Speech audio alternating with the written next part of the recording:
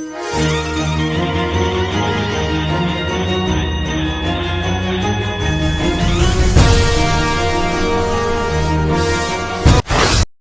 महापालिका सार्वत्रिक निवडणूक 2025-26च्या पार्श्वभूमीवर प्रशासनाने कंबर कसली आहे.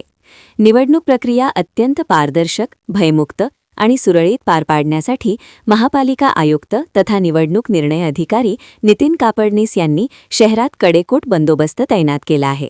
आचारसंहितेच्या अंमलबजावणीसाठी शहराच्या विविध भागांत आणि प्रवेशद्वारांवर एकूण 28 भरारी पथकांची नियुक्ती करण्यात आली आहे. धुळे महानगरपालिका निवडणुकीच्या प्रचाराचा धडाका आता चांगलाच वाढला आहे.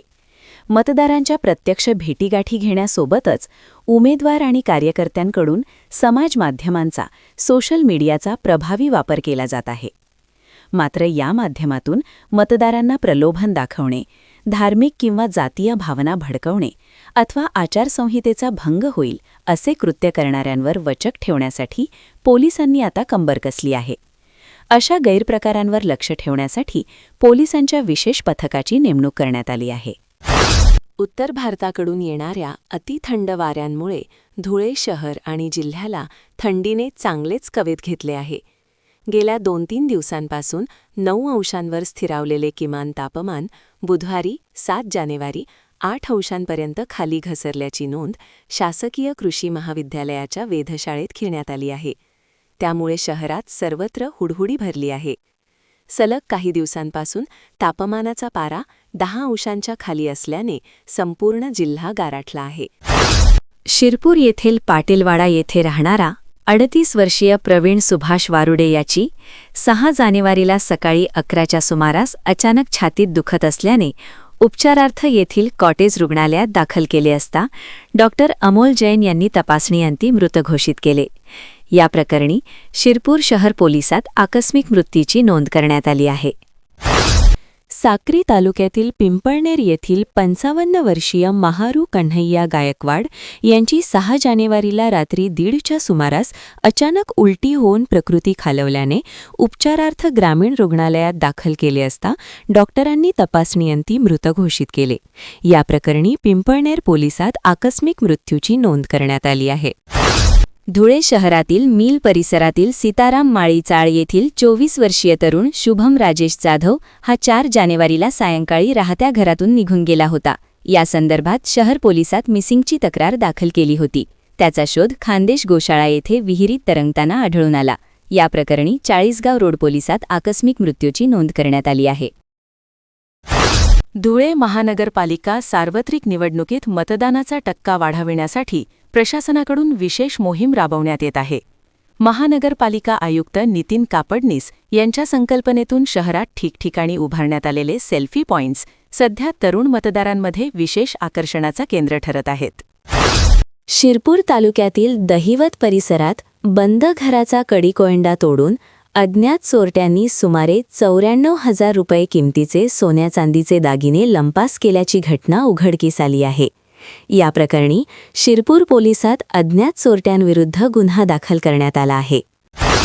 धुळे महानगरपालिका निवडणुकीत रोजी येत्या गुरुवार 15 जानेवारी होणाऱ्या मतदानासाठी सर्व मतदार कामगार, अधिकारी आणि कर्मचाऱ्यांना आपला मतदानाचा हक्क बजावता यावा यासाठी संबंधित आस्थापनांनी भरपगारी सुट्टी किंवा 2 ते 3 तासांची सवलत द्यावी, असे आदेश जिल्हा सरकारी कामगार अधिकारी मधुरा सूर्यवंशी यांनी दिले आहे. साक्री येथील नौकार नगरात राहणारे गिरणी चालक दयानंद जगन पाटील वय 30 यांचे पीठ गिरणीच्या दुकानासमोर लावलेली MH18 CG 2464 क्रमांकाची दुचाकी 1 जानेवारी रोजी रात्री 9च्या सुमारास चोरट्याने चोरून नेली. या प्रकरणी साक्री पोलिसात गुन्हा दाखल करण्यात आला आहे. तपास हेड कॉन्स्टेबल अनिल शिंदे करत आहेत. शिंदखेडा तालुक्यातील शेवाडे येथील अंगणवाडी क्रमांक 1 मधील सेविका पदभरती प्रक्रियेत मोठ्या प्रमाणावर आर्थिक फसवणूक व अनियमितता झाल्याचा गंभीर प्रकार पत्रिका परिषद घेऊन उघड केला. नगरपालिका निवडणुकीनंतर स्थानिक राजकीय शत्रूला दूर ठेवण्यासाठी केलेली अभद्र युती भाजपला बुधवारी चांगलीच भोवली. उपमुख्यमंत्री एकनाथ शिंदे यांच्या शिवसेनेला सत्तेपासून दूर ठेवण्यासाठी ठाणे जिल्ह्यातील अंबरनाथ नगरपालिकेत भाजपने काँग्रेसबरोबर हातमिळवणी केली.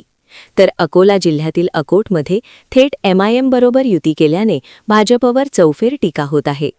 या अनैसर्गिक युतीमुळे पक्षाच्या वैचारिक भूमिकेच्या चिंधड्या उडाल्यानंतर मुख्यमंत्री देवेंद्र फडणवीस यांनी स्थानिक पातळीवर झालेल्या युतीबद्दल तीव्र नापसंती व्यक्त केली.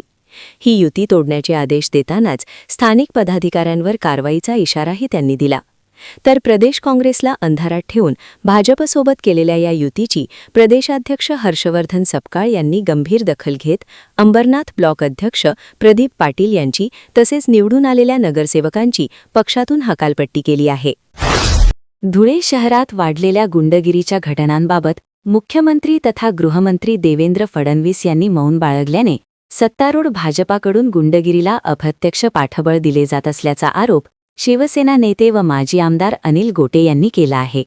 मुख्यमंत्र्यांच्या धुळे दौऱ्याच्या पार्श्वभूमीवर त्यांनी पत्रक प्रसिद्ध करून भाजपावर टीका केली. महानगरपालिका निवडणुकीसाठी 15 जानेवारी रोजी मतदान होणार आहे. निवडणूक होणाऱ्या स्थानिक स्वराज्य संस्थेच्या मतदान क्षेत्रात कार्यरत असलेल्या सर्व मतदार, कामगार, अधिकारी व कर्मचाऱ्यांना मतदानाचा हक्क बजावता यावा, यासाठी संबंधित उद्योजक व आस्थापनांनी त्यांच्या उद्योगात, आस्थापनेत कार्यरत मतदार, कामगार, अधिकारी, कर्मचाऱ्यांना मतदानासाठी भरपगार सुट्टी अथवा 2 तासांची सवलत द्यावी, असे आवाहन जिल्हा सरकारी कामगार अधिकारी मधुरा सूर्यवंशी यांनी केले आहे. धुळे महापालिका हद्दीतील सर्व प्रभागांमध्ये करण्यात आलेल्या मतदान केंद्रांच्या सध्याच्या नियोजनामुळे मतदारांची मोठ्या प्रमाणावर गैरसोय होणार असल्याचा आरोप करत मतदान केंद्रे विधानसभा व लोकसभा मतदारसंघनिहाय पुनर्रचित करण्याची मागणी शिंदेसेना आणि राष्ट्रवादी अजित पवार गटाकडून करण्यात आली आहे. यासंदर्भात निवडणूक अधिकारी तथा आयुक्त प्रशासक नितीन कापडनीस यांना निवेदन देण्यात आले. व्हिडिओ आवडल्यास लाईक्स आणि सबस्क्राईब करायला विसरू नका. धन्यवाद.